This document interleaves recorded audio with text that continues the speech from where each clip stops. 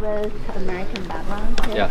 And so I know very little about Buddhism in China. And growing up in China, my impression is that like it's more like a superstitious thing. People go to the temple and you know, donate money for some like selfish wishes. And so I'm happy. I'm delighted to hear some of my mom's friends. They are into meditation, but like more in a secular sense. And then I met another friend who's like interested in the religious Buddhism, and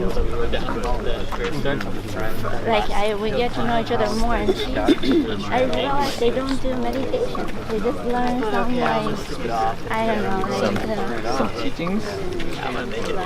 Do they chant? Do they chant Pure Land? She's really interested in the reincarnation, and like. Oh, maybe it's Tibetan. But it's not Tibetan. Not Tibetan? Not okay. Tibetan. Mantras? They learn mantras? They did. What did they do? They did. Here's what I guess. They did like a 3D experiential thing, and I thought it was like 3D silent meditation, but then apparently they only did one meditation session. But of course, this is like very small temple. Very, very small. And I don't know how you feel. I felt like I sense so much suffering in China. In China. Oh, for sure. My friends. I thought I could like warm it up. I'm just gonna hang in there for try to make it the first rest stop. It's see if it warms up. It's better. Wow. And I was like, whatever. When the car passed by, I waved him in and hopped in. I couldn't take it. I'm running back to California. But then I thought, I'm running away from suffering. Like I could be able to take them in, but what's your take on that? Well, I think we have to take on as much as we can. So the first step is we have to be able to be solid in ourselves before we can actually be of real support to other people. Even the Bodhisattva, they say Bodhisattva awakens themselves and awakens others. So you have to save ourselves. You gotta kind of develop. You don't have to get completely awake, but at least I think my marker is there's enough of an inner sense of well-being that I'm not dependent on the other person's approval of my helping them for identity. So that's very dangerous. That's where the help gets really confusing, is that when I actually create an identity of helping them in my own mind, so if they don't actually accept it, I get angry or frustrated. And that's actually that's also quite blinding, because I'm only helping them from my way of seeing things rather than really what they actually need. So, what's your way of helping right now? Like, how would you? In China or in general or in China?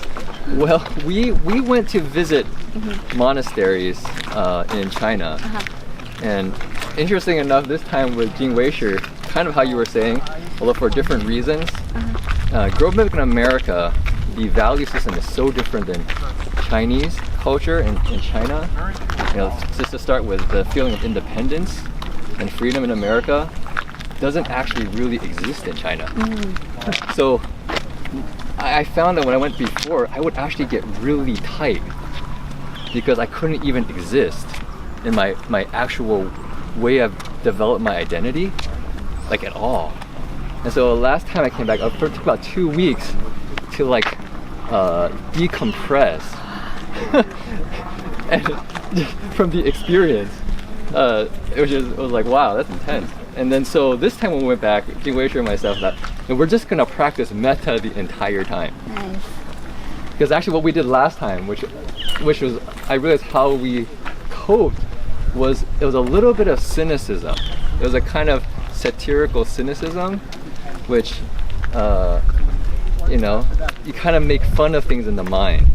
And I found that's kind of how the mind sets up its identity. It's like, and you kind of make fun of things here and there in the mind, and that wasn't very skillful, I think, as a move. So metta, because we were using metta as a main practice, is just kind of accepting and relaxing into the moment. And so when any thought of judgment arises, you just kind of go relax. Any tension in the body comes up, relax. Any tension in the face, tension in the shoulders. And so we just sit there, we have lots of meetings. You just sit there in very formal gatherings. And so we just sit there and just smile and just relax, just breathe. And yeah, and so it came back very pleasant. It's interesting to see though in China, there's just so many different kinds of people and so many different kinds of Buddhism that it's hard to have a kind of blanket statement for what people need. You know, for instance, in many of the monasteries we visited, they had kind of two sections. One is for tourists, so the kind of people who just come in, or the people who are like the regular devotional who want to just make an offering, you know. Oh, they probably should walk a little faster. The monks are on 26. And then behind the line, they actually have where the monastics practice. So there's like two different sections. So there's like there's an area for the lay community, the kind of regular devotees, and then there's another section where people practice more. And there's like kind of like a line, so the tourists can't cross that line. So as the monks coming in, we actually just went direct to the monastic area, so we didn't kind of go through all the kind of more tourist side of Buddhism. Yeah. I remember like when I was waiting for the flight and I saw you guys, and I felt that I was not in a good state. Oh, really? Like when you talk about the tightness, Yeah. like I felt like that. Yeah. Like maybe like I won't say hi. That's it, yeah. Yeah, I don't know. You grew up in China? I grew up in China And you moved to America when? after high school. After high school. Okay. So you've been pretty much your formative years then are in China. Yeah. It is like. So you sleep in the tent?